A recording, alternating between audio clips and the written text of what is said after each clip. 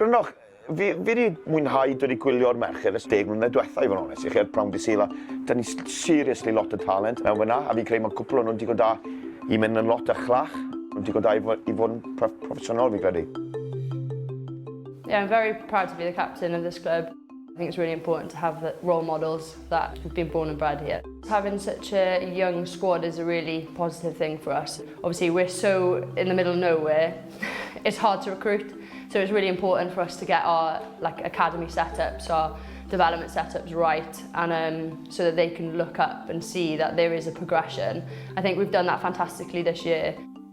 I absolutely love Aberystwyth. I mean, I've been with them for 2 seasons now, and ever since I joined them, I just felt really involved.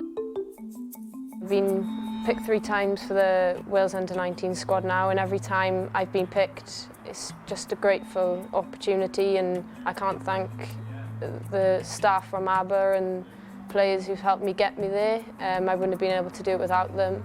Gan bod Aberystwyth yn yr uwchadran, Aber mor ag sy'n gytre, mae'n brofiad gwych fel cael tîm lleol fel hyn sy'n chwarae mor uchel lan yn y gyngred yng Nghymru, jyst yn brofiad wych. Mae gallu chwarae tîm fel hyn hefo pobl fel Amy Jenkins ag Rebecca Mathias. Mae'n brilliant achos ni'n gallu edrych fyny atyn nhw, a ni'n gallu gweld ysbrydoliaeth, gweld ble ni'n gallu mynd, a ie, fi'n credu bod yn peth dda iawn. Mae lot o merched i fi wedi gweithio efo nhw ers o'n nhw'n 8-9 oed, so, a mae Amy wedi tyfu lan efo fi yn y pentre. So, mae wedi bod yn wych. Grynoch, mae wedi bod yn hollol wahanol a anodd efo Gaf, os yw'n ffrindiau mawr efo Gaf. Losing Gav at such a pivotal point for our season was not ideal, but obviously we have to move forward, and that's what I've tried to drum into the girls, try to get them a little bit hungrier. Like, if you've watched us play anyway, you know that we go out there to fight.